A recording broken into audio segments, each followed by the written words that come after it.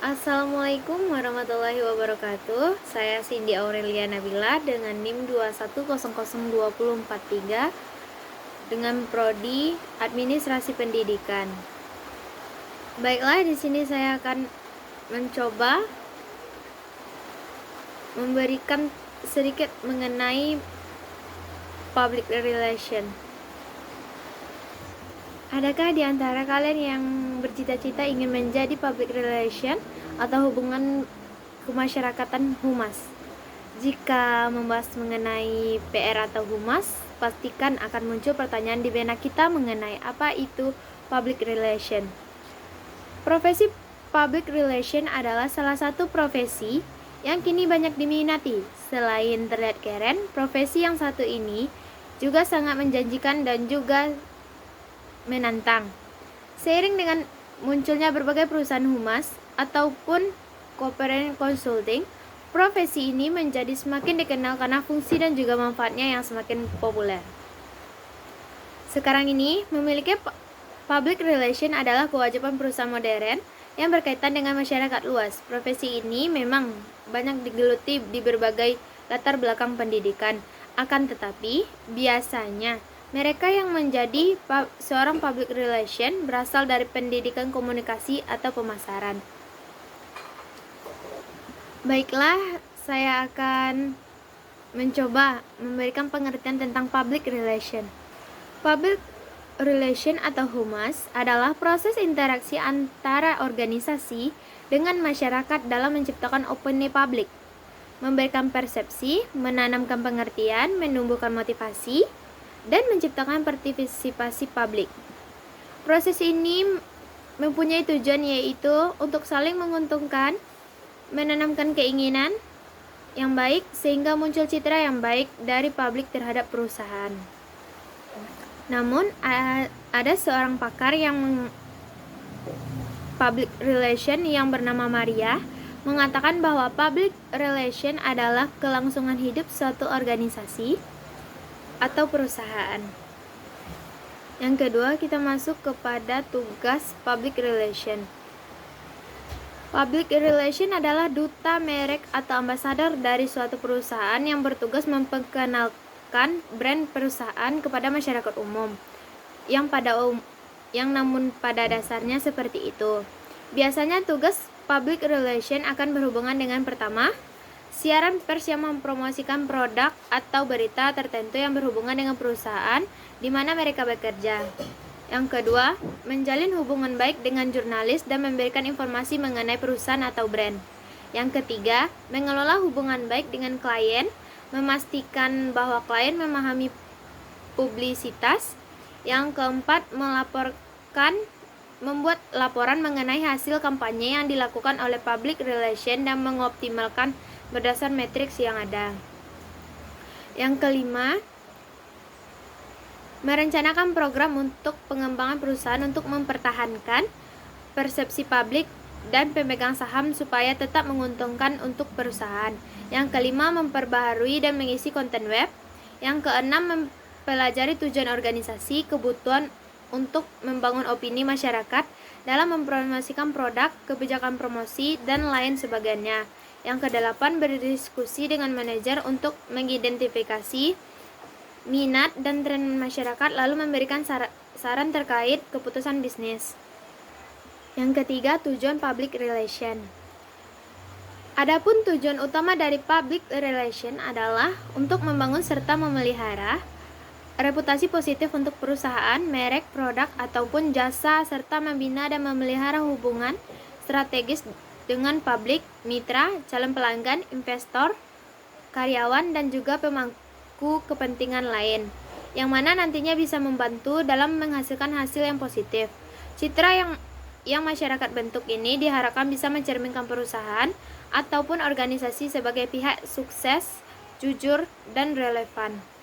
Menurut Rosadi Rusian, tujuan dari public relation yaitu pertama, menciptakan citra perusahaan yang baik dan positif untuk publik eksternal ataupun publik serta konsumen. Yang kedua, untuk otomatisasi pemasaran, saling pengertian antara kelompok sasaran dan juga perusahaan. Yang ketiga, mengembangkan sinergi terhadap fungsi kehumasan dan pemasaran. Yang keempat, efektif dalam membangun pengakuan dan kesadaran merek. Yang kelima, dukungan bauran pemasaran. Tantangan dalam public relation yang keempat. Yang keempat tentang tantangan public relation. Setiap pekerjaan tentu mempunyai tantangan tersendiri. Begitu juga dengan pekerjaan di bidang public relation ini. Umumnya tantangan yang ada di dalam jenis pekerjaan ini menyangkut mengenai bisnis dan perusahaan. Sebagaimana yang telah diketahui bahwa pemberitaan saat ini berjalan dengan sangat cepat, terlebih dengan adanya situs berita online yang sudah marak. Public relation tentu harus mengikuti tren berita dengan teliti dan memanfaatkan berita-berita tersebut saat muncul. Kemudian, mengirim berita tersebut kepada jurnalis. Oleh sebab itu, seorang public relation juga dituntut untuk dapat berpikir dengan cepat.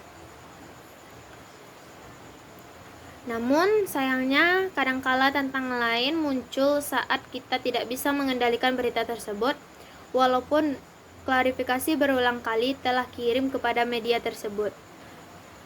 Keahlian yang diperlukan oleh public relation. Pertama, komunikasi. Komunikasi merupakan keterampilan yang sangat esensial dan harus dimiliki oleh seseorang yang berprofesi sebagai public relation. Oleh karena itu, seorang public relation harus hebat dan melakukan komunikasi verbal yang meliputi presentasi, interview, dan juga public speaking.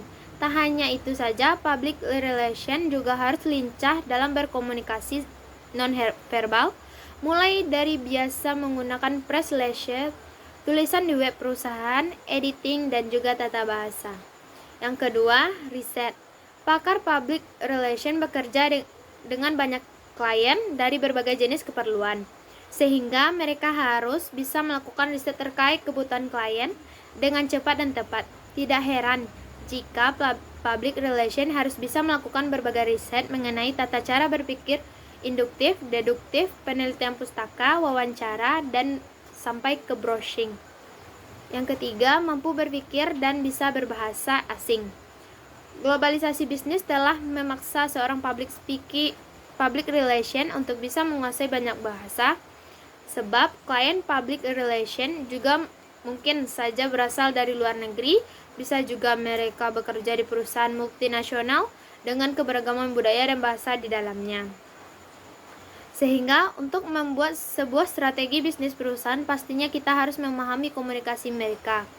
Selain itu, sekarang ini bahan-bahan dari riset juga banyak yang berasal dari luar negeri, maka tak heran jika keterampilan bahasa menjadi sangat penting. Yang keempat, mengerti media sosial.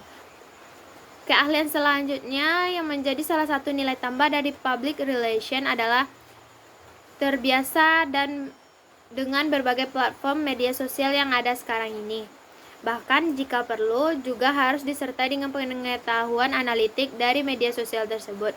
Sebagaimana yang kita ketahui bahwa ada banyak sekali jenis media sosial yang ada, mulai dari Instagram, Facebook, LinkedIn, Twitter, Medium, dan lain sebagainya. Sementara itu, keterampilan yang lain juga tidak kalah penting untuk dikuasai oleh para public relations adalah berpikir kreatif, problem solving, mudah bergaul, dan mempunyai manajemen waktu yang bagus. Sebab hal tersebut akan sering dihadapkan dengan deadline. Jadi setelah mengetahui seluk-beluk profesi public relation, maka kita juga akan mengetahui bagaimana tugas dan juga kewajiban mereka. Sekian dari saya. Assalamualaikum warahmatullahi wabarakatuh.